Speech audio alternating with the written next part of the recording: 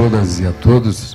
É com grande alegria que aqui compareço diante de um auditório tão qualificado e, como diria alguém que tivesse que falar sobre aquilo que está vendo à sua frente, eu diria que nós estamos com um corte horizontal na melhor representação sindical do nosso país. Quando nós recebemos o convite do Neto, quero aqui agradecer a distinção, Neto, de poder figurar entre aqueles tantos ilustres personagens que aqui passaram, mas quando recebi o convite, eu, lá na fundação, digo, olha, o que eu vou falar com o Neto? Eu vou falar com o tema do dia. Quem olhou os jornais hoje deve ter visto que ontem o meu partido, o PMDB, nós reunimos o chamado Conselho Político do partido, onde estão ex-presidentes da República, ex-presidente do partido, ex-líderes, ex-presidente da Câmara, ex-presidente do Senado, atual presidente do Senado, atual presidente da Câmara, e tiramos uma resolução de construirmos uma proposta de projeto de reforma política para ser defendido pelo PMDB em todo o Brasil, não só no Congresso Nacional, em todo o Brasil. E ontem à noite, conversando com o presidente Michel Temer, enquanto aqui já estava, nós decidimos lá que iríamos formar um grupo de trabalho que vai ter a responsabilidade de filtrar aquilo que nós vamos colher em toda a nação, por vários mecanismos, e coloquei ao presidente, e ele imediatamente chancelou, a participação nesse grupo de trabalho do nosso querido Neto, que vem representando um segmento importante da sociedade brasileira, que são os trabalhadores e a organização dos trabalhadores. Portanto, ele será um dos atores deste processo. Quero aqui agradecer, fazer uma distinção e agradecer a sua participação aqui, presença, e pedir a ele a leniência, talvez com a falta de método para aquilo que depois ele vai fazer, ao nosso embaixador, que muito nos honra aqui, que é o embaixador Samuel Pinheiro Guimarães, pessoa de larga experiência na sua atividade, alguém que já nos legou muitos escritos, entre os quais nós tivemos oportunidade de receber agora um deles, e pedir a ele a compreensão, porque quando a gente põe um palestrante do nível dele a ouvir alguém falar, naturalmente que se impõe a ele um preço, e, de outra parte, a quem fala se impõe uma responsabilidade ainda maior. Portanto, o senhor sabe que eu estou aqui com esta dupla carga. Muito bem. Vamos lá. Para nós falar sobre reforma política, é o tema do dia. Houve uma reunião do Diretório Nacional do PT há poucos dias, reforma política. PMDB reúne o Conselho ontem, reforma política. Os jornais hoje, editoriais, capa, reforma política. Bem, eu, que tenho a responsabilidade de coordenar os programas de formação política do PMDB, pela Fundação Ulisses Guimarães, nos quais nós temos hoje já mais de 250 mil participantes. Tem aqui no plenário, tem o pessoal da juventude do partido, que muito me honra também, o Bruno está aqui, e ele já participou, nós temos outras pessoas aqui dentro que já participaram, mas a gente tem que estabelecer um nível médio do diálogo. E para que haja compreensão plena, para mim chegar na reforma política, eu vou ter que trazer aqui alguns conceitos que remontam de mais ou menos 2.400 anos atrás. Para a gente ter a compreensão plena. Quando o Neto disse, não pense você que a reforma política vai ser a solução de todos os problemas da nação, se pensou que a Constituinte de 88, que efetivamente criou um Estado novo no Brasil, resolveria todos os problemas? Não. Ela criou uma série de enunciados, princípios, dentre os quais muitos ainda não foram consagrados no plano fático, eles existem no plano institucional, mas no plano fático, no dia a dia, eles ainda não estão materializados. Assim também é na questão política e da reforma política. Então, a primeira observação para vocês. A reforma política do Brasil, é muito importante que ela aconteça. Agora, nós só necessitamos urgentemente de uma reforma porque o exercício da política, de parte de todos os atores, a começar por nós, cidadãos, não está sendo bem cumprido. A política não está sendo bem exercitada. E por quê? Por falta de conhecimento. O primeiro grande problema nosso, brasileiro, e aqui eu falo como alguém de forma aideológica, não venho eu defender ideologia nenhuma, eu, nessa altura da vida, com a vivência política que tenho, com a experiência política que tenho, eu fui prefeito, secretário de Estado, ministro de Estado, deputado, fui fundador do MDB, sou dirigente do partido há mais de 30 anos, vivi todas as instâncias desse processo. Nós temos um problema sério. E, enquanto ele não estiver resolvido, todos os outros estarão esperando por solução. É aumentar o nível médio de conhecimento da população. Nosso processo político não funciona bem porque nós não conhecemos o suficiente sobre política. A cidadania, para pegar uma expressão um pouco mais ampla do processo, a cidadania, ela não tem a compreensão plena, primeiro dos seus deveres e depois dos seus direitos. Porque não há, em relação ao Estado, direito nenhum sem o cumprimento dos deveres. O Estado é uma ficção. Para nós podermos demandar o Estado, nós temos que antes criar meios para que o Estado exista, para ele poder ser demandado. Não tem, na vida da gente, nenhum tipo de atividade em que nós vamos colher sem plantar. Na relação da vida cidadã, não é diferente. Se nós não temos o Estado devidamente organizado, nós não podemos cobrar do Estado. E ele é devidamente organizado na medida em que nós tenhamos cidadania suficiente para constituir ele minimamente. E daí a gente pode cobrar. Então, Neto, realmente não vai ser a solução de tudo, mas nós temos que avançar no nível do conhecimento. Nós temos avançado bastante. Nós estamos com o ensino sendo melhorado. Só que aqueles players internacionais, e com o mundo globalizado, essa competição é do dia a dia internacionalmente, eles também não estão parados esperando por nós. Eles também estão andando em alta velocidade. E nós temos que acelerar, porque senão a distância não só não será reduzida, como pode até aumentar. Então, nós temos que implementar, turbinar a nossa máquina para a gente andar um pouco mais. Mas quais são os conceitos que nós temos que buscar lá atrás? Primeiro, de Estado. A cidade-estado, Grécia, 2.600, 2.400 anos atrás. Por que se organizou o Estado? O Estado se organizou porque as pessoas começaram a viver em sociedade, viver junto. E daqui a pouco o clã da família do Padilha queria mandar na família do Neto, a do família do Neto queria falar na do Bruno, na do Bruno queria... E assim tinha que haver um regramento mínimo que pudesse submeter a todos. Os gregos bolaram esta ficção do Estado. Primeiro para a defesa física e territorial, depois para a solução de problemas que eram coletivos. Então os gregos, primeiro, vamos organizar um ente que tenha uma direção que possa se sobrepor às nossas lideranças. O Neto é muito forte, tal, ele acaba levando o resto pela frente, então tem que ter regra, que vai dizer como é que esta vida vai acontecer. Não é diferente hoje. Se vocês observarem, vamos ao nosso bairro, a gente vai ver que se não existem determinadas regras, tem determinadas pessoas que levariam a coisa pela frente, por N interesses. Muito bem. Se nós temos o Estado, como é que a gente vai organizar o Estado? E aí vem o conceito da política, que é do Aristóteles, 2.400 anos atrás. É a ciência que faz com que se promova a felicidade daqueles que vivem em sociedade. Então, faz política não é só o agente político que tem mandato.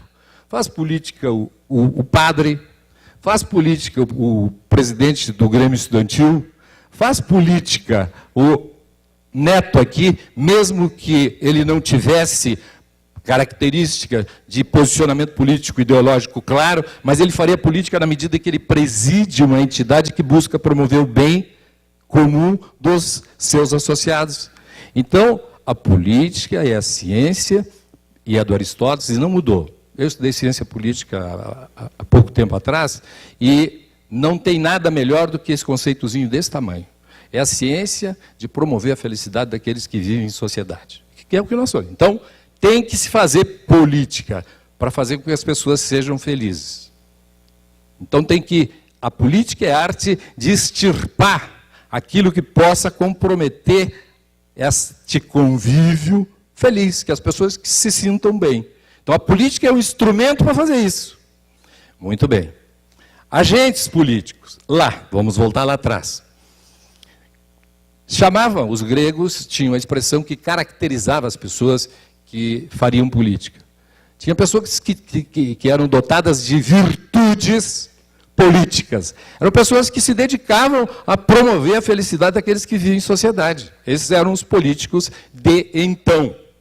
Bem, vamos dar um salto, vamos passar pelo absolutismo e vamos chegar na Revolução Francesa, porque nós vamos ter que começar a fazer mais uma distinção e buscar depois outro conceito lá atrás, mas vamos chegar aqui. O Estado absolutista, eu sou o rei, para pensar no francês lá, né? O Estado sou eu. Pronto. Na visão dos gregos lá atrás e na nossa visão de agora, o Estado, como um ente abstrato, pertence a todos nós. E os bens do Estado devem ser partilhados entre os cidadãos, idealisticamente, de forma igualitária. Mas a vida não é bem assim, mas idealística é assim. Pois bem, a Revolução Francesa rompeu com o Estado absolutista e nós viemos, agora vamos buscar de novo a democracia. Lá dos gregos, lá ela tinha uma compreensão um pouco diferente da que nós tivemos a partir da Revolução Francesa. Que a democracia lá, ela tinha um pouco de antidemocracia. Mas, para nós chegar no que nós queremos hoje, vamos usar a expressão grega, demos, que é povo, é gente, e kratein, que é poder, que é o poder do povo. Ao invés de ser o poder do absoluto, do absolutista, do rei, nós temos o poder do povo, na democracia. Então, voltamos de novo na Grécia, nós temos o Estado, já temos a política, temos a democracia. Partido político. Para promover esta felicidade na vida em sociedade, as pessoas têm concepções diferentes. Não, tem que ser assim, tem que ser assado, tem que ser assim, não vamos dizer, meu tempo não permite que a gente vá detalhar aqui ideologias políticas, mas as pessoas pensam de forma diferente. Então, o que é um partido? O partido é uma parte, um pedaço. Um partido político é um pedaço da polis que tem princípios comuns como forma de promover a felicidade daqueles. Lá, vamos para Aristóteles e volta. Se pegar todos os partidos que estão aí hoje, 32 que estão institucionalizados, se for ver lá o estatuto deles, todos eles estão dando a fórmula pela qual eles vão promover a felicidade da nação brasileira. Claro que com 32, só para nós, a questão ideológica está lá, bem no fundinho da lata do lixo. Quer dizer, não há hipótese de tu teres, para o momento histórico que nós estamos vivendo, 32 ideologias distintas, que possam ser razão de captação de adeptos e poder participar no processo eleitoral com chance de sucesso e que efetivamente venha depois fazer alguma coisa de transformação na vida da sociedade. Coisa nenhuma. Não é bem assim, essa questão nossa de 32 partidos. Não que ter bastante partido seja prejudicial. Não. Eu até acho que ter bastante partido é muito bom. E acho mais, até que se eu e o Neto quiser fazer um partido, deveria poder fazer um partido, nós dois. Só que, no nosso caso, os partidos são formados com essa proliferação porque há outros interesses. Tempo de televisão, fundo partidário. Então, aqui, já deixo no ar para depois nós chegar lá, cláusula de barreira é indispensável. Se nós quiséssemos, nós estamos com 100 pessoas aqui dentro. Se nós quiséssemos fazer 100 partidos políticos, ótimo. Agora, só vai ter assento na Câmara dos Deputados o partido que alcançar 5% dos votos válidos da população. Só vai ter tempo de televisão e rádio quem chegar nesse 5%. Só vai ter participação no fundo partidário quem chegar nesse 5%. Senão, não vai ter. Não é partido. Vê quantos nós ficaríamos. Hoje, 7. 7 partidos. Se esta fosse a regra, 7 partidos. Nós temos com representação no Congresso Nacional hoje 28. 32 registrados e alguns outros tantos, talvez 30 outros em registro, e 28 com representação na Câmara dos Deputados. Imagina reunião de líder. Abre-se, não pode mais ser na sala do presidente da Câmara, tem que pegar um auditório, que vai 32 representantes do partido, 28 líderes, 28 vice-líderes, 2 assessores para cada um, já são mais 56, 56 mais 56, já estamos falando de 116 pessoas. Aí a assessoria da presidência, coisa de 250 pessoas, para uma reunião para definir pauta. Que pauta vai ser definida com 250 pessoas? E não vai sair nada. Isto é a coisa a não fazer, a não acontecer. Muito bem. Então nós já chegamos o Estado, a política, a democracia, chegamos nos partidos políticos, século XVII, na Inglaterra, e dali em diante, para chegar onde nós chegamos agora. E vamos chegar aqui na nossa casa, porque senão o tempo vai me atropelar. Nós vivemos com a ideia de reforma política já desde do que nós começamos com o nosso... Antes da República, ainda no Império, nós pensávamos em algumas coisas que dizem respeito à reforma política. Eu vou citar 2 exemplos apenas. Eu coletei aqui de 1881, o decreto 3029, que ele estabelecia quem votava e quem podia ser votado.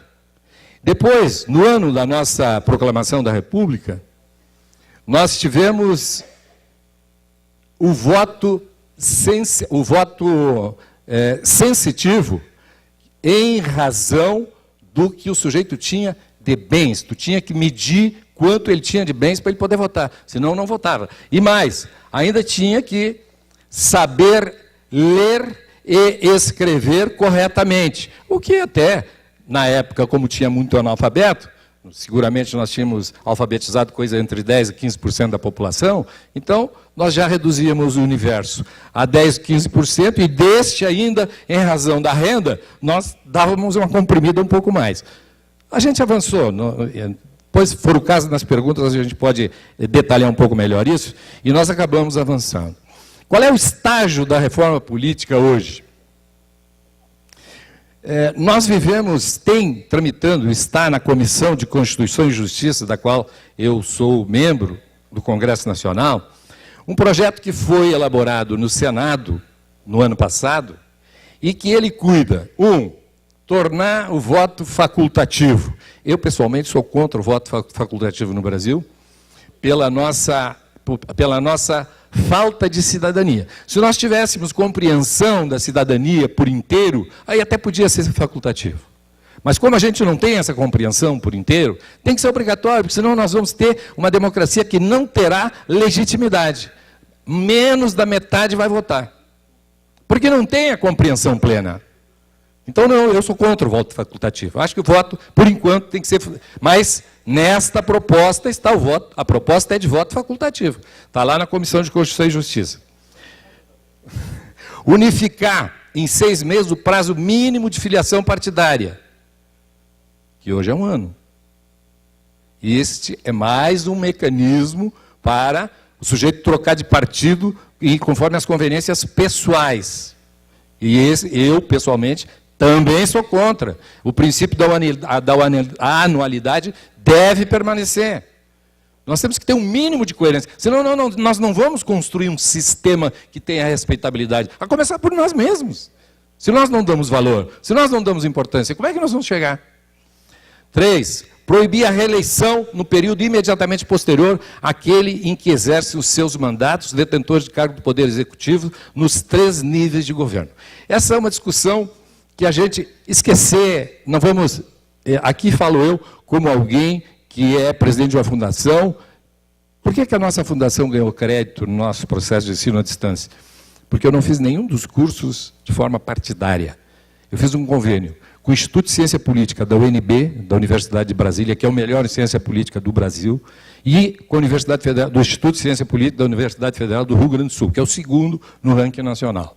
E um mestre ou doutor de lá, ele propõe a grade curricular, aí nós avaliamos na fundação, e depois ele busca professores do conhecimento dele, em todo o meio universitário. Quem participou do nosso curso, aqui tem gente, todos os nossos professores são mestres ou doutores, todos. E não pode ter abordagem política, ideológica específica, porque senão eu descredencio o curso. E ele é apresentado como algo que é ciência política, tanto que serve como disciplina complementar, qualquer um dos nossos cursos, o certificado dele serve como disciplina complementar em qualquer faculdade do Brasil hoje, por o nível que nós impusemos. Se eu dissesse que era um curso do PMDB, eu sou fundador do MDB, portanto, eu tenho toda a identidade possível com o meu partido, gosto dele, não mudei e não mudarei, não há hipótese de eu mudar, mas não falo partidariamente, porque senão eu Como é que é um partido? É uma parte da sociedade que, se eu vier, eu já parcializo, já trago só um pedaço. Para nós interessa o todo. Aí vem para cá agora com relação ao que eu estava falando aqui. Neste caso da reeleição, eu, pessoalmente, fui um dos articuladores da reeleição, 97. E acho que a experiência que se viu, o prefeito entra no cargo pensando na reeleição. Em tese, todo mundo gostaria de exercer 2 mandatos. E o primeiro mandato é para preparar a reeleição. Eu penso que nós temos que reavaliar. Eu, pessoalmente, se tivesse que opinar hoje, eu seria contra a reeleição. Porque eu conheço exemplos em municípios. Tem uma série que a Globo começou a apresentar agora, de questões municipais, e vocês vão observar ali, a reeleição está vinculada sempre nessas coisas que estão sendo apresentadas ali. Então, eu acho que vamos amadurecer um pouco mais para voltar à reeleição. Daí depois a gente vai ver como é que fica. E uma só, e se mantiver, a desincompatibilização é muito importante. Para estabelecer igualdade. Porque é desigual. É desigual. Nós temos que, filosoficamente, nós temos que criar condições de que todos sintam-se em condições de igualdade. Porque, senão, a democracia é parcial. Não é isso?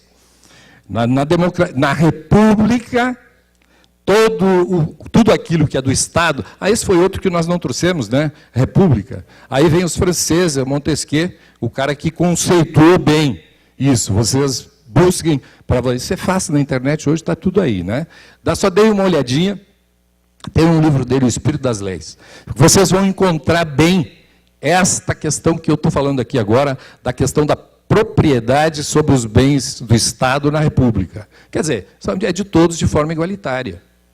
Logo, quem está no exercício do mandato em relação àquele que não está, ele tem uma disponibilidade que não é de igualdade. Não é isso? Porque eu posso usar e tu não pode, tem desigualdade no processo da eleição. Isso é uma questão para discussão também mais profunda, né? 5. Alterar a exigência de apoiamento mínimo de eleitor para o registro de um partido. Eu concordo, acho que podemos ser só nós dois, só tem que ter cláusula de barreira. Se não tiver cláusula de barreira, aí teria que ter mais gente até, e não uma observação que fez o embaixador enquanto nós estávamos tomando café, e não só botar assinatura ali, para na sinaleira ali na Avenida Paulista, ou na 25 de março, e a porta do estádio. Olha aqui, nós somos do mesmo partido, e o cara dele assinatura ali. Mas qual foi o mesmo partido que tu assinou? Nem sei. E o que dizia o estatuto? Que tem estatuto isso? Entendeu? Esses são os partidos, assim que estão fazendo partidos. Quer dizer, não pode ser assim, não. Estabelecer critério para os direitos dos partidos políticos terem acesso ao fundo partidário, aqui perfeito, fundo partidário, horário gratuito de televisão e rádio, perfeito, cláusula de barreira. Não tem desempenho, não pode chegar lá. Institui uma cláusula de barreira, está na cara, é a consequência, estabelecer financiamento das campanhas eleitorais conforme o decidido pelo Pará. Aqui vem o problema. Desafio vocês a me mostrar um só dos escândalos que vocês viram por aí nos últimos 20 anos. Para ficar, porque vocês são jovens, não pensam para trás. Eu, não sei se o embaixador, eu já sou um pouco mais antigo que isso, talvez nós dois aqui consigam pensar um pouco para trás disso, e sempre é o financiamento de campanha. Pelo menos é o biombo atrás de onde se esconde. Pode até ter outros interesses, mas é sempre dito que é o financiamento de campanha. Aqui está um dos grandes problemas da nação e que tem que ser resolvido agora. O Supremo Tribunal Federal está apreciando uma ação direta de inconstitucionalidade em que já há votos suficientes para proibir o financiamento empresarial. Vai ser proibido o financiamento, eu não tenho dúvida que vai ser proibido o financiamento empresarial. Eu acho que o Congresso tem que se antecipar e criar, e isso vem para a nossa discussão, Neto, agora, dessa proposta nossa, criar um mecanismo que mantenha algum tipo de financiamento privado junto com o financiamento público. Talvez se estabeleça um patamar. Ninguém pode gastar mais do que tanto. Os jornais de hoje, casualmente hoje, vocês vão ver, tem ali as campanhas mais caras. O título é que as campanhas, está no estado de São Paulo, custou mais de 1 bilhão. 1 bilhão de reais. Teve tempo que quando eu ouvia falar esse número, eu ficava calculando os zeros. 1 bilhão! Teve deputado federal que gastou ali no papel, está lá dito, 7 milhões e 600 mil reais. Seguramente é muito mais do que isso. E tem o líder sindical, que foi para a eleição, eu tenho um que é meu amigo, que foi para a eleição em Porto Alegre, e que ele conseguiu gastar, importante, 42 mil reais, foi candidato a deputado federal. Então, um gastou 42 mil reais, o outro, conhecido, 7 milhões e 600. Que democracia é essa? Nós temos que ter limite nisso. Limite no teto e limitar o quanto que é público e quanto que é privado. Ah, mas público, nós vamos dar dinheiro para esses políticos, Deus me livre. Não se iluda. Esse financiamento que vem das empresas, ele é público. Ou vocês acham que alguém dá dinheiro por idealismo? Vocês conhecem aí alguém que dá dinheiro por idealismo? Coisa nenhuma, isso é financiamento público. Só que ele não é aquele valor, é várias vezes aquele valor. Porque o sujeito que dá, ele já põe mais bom. Isso aqui eu vou ter que pagar, vou ter que gastar com advogado, isso aqui vai dar um rolo, eu vou ter que gastar com advogado. Eu também não vou fazer esse investimento para mim não ganhar nada, então 100% de lucro. Então 2 vezes, 3 vezes, 4 vezes. Ele dá 1 e fica com 3. E quem é que paga? O setor público. Então vamos simplificar, vamos dar um só, em vez de dar 4. Vamos dar um só. Financiamento público, sim, e um financiamento privado, com limitações. Por exemplo, se permitir financiamento empresarial, ele deve situar coisa aí de 20% a 30%. Não pode chegar em 50% de jeito nenhum, porque se passar de 50 mais 1, regra da maioria, o mandato pertence a quem pagou 50% mais 1 e não àquele que está exercendo o mandato. Então tem que ter limite nisso mesmo. Este é um dos nós, viu, Neto? Talvez, sob o ponto de vista das razões éticas da reforma, esse talvez seja o principal. Esse e a cláusula de barreira, se a gente tivesse... Mas diga aí 2 coisas que não pode faltar. Cláusula de barreira e limitação no financiamento. Definir esse financiamento, como é que vai acontecer. Vamos embora. Doação de pessoa física, condicionar a arrecadação de recursos, gasto de campanha, fixação em lei, é isso mesmo. Estabelecer critério para divisão entre... Aqui, pessoal, aqui veio uma impropriedade. Ele está cuidando aqui de divisão entre as circunscrições, como se fosse fazer um pacto federativo do processo eletivo. Aqui não dá para fazer esta divisão que está sendo proposta aqui. Nós temos problema assim no nosso pacto federativo, até temos que dar uma mexida nele, os municípios estão com pouco dinheiro, o Estado está com pouco dinheiro, e a União também está com pouco dinheiro. Eu quero saber quem é que vai dar para quem, entendeu? Os estados ontem e municípios acabaram sendo beneficiados, foi votada a lei que permite uma revisão nos critérios de pagamento e de correção das dívidas dos estados e municípios. Isso vai dar um fôlegozinho. O meu estado, o Rio Grande do Sul, é um estado absolutamente inviável desde 1973. E aqui, como só está a imprensa do mundo aqui, porque nós estamos no ar, eu nunca fui candidato a governador no Rio Grande do Sul de medo da esperança que as pessoas teriam em relação à gestão e a carga negativa que o Estado traz desde a década de 70 opera em déficit. Imagine na casa de vocês, se você gastar mais do que recebe, não precisa ser 4 décadas, de 70 para cá, 4 meses, só 4 meses. Lá no meu estado, se gastava mais que recebia desde 1970. E o município de São Paulo aqui é o segundo lugar. Em contas públicas, as piores do Brasil é o meu estado, o Rio Grande do Sul. Segundo é o município de São Paulo. Terceiro é o estado de Minas Gerais. Não é Alagoas, não é Maranhão, não, é o estado de Minas Gerais. Vamos lá. Estabelecer cláusula de barreira de novo, remeter para a lei ordinária, a organização, essa é importante, da justiça eleitoral. Hoje, nós temos constitucionalizado muita coisa que não... Falta 3 minutos, viu? Muita coisa que não precisa estar na Constituição. Por que isso? Porque tem determinadas leis, e no caso a lei eleitoral é uma delas, não o mandato. Mandato é outra questão.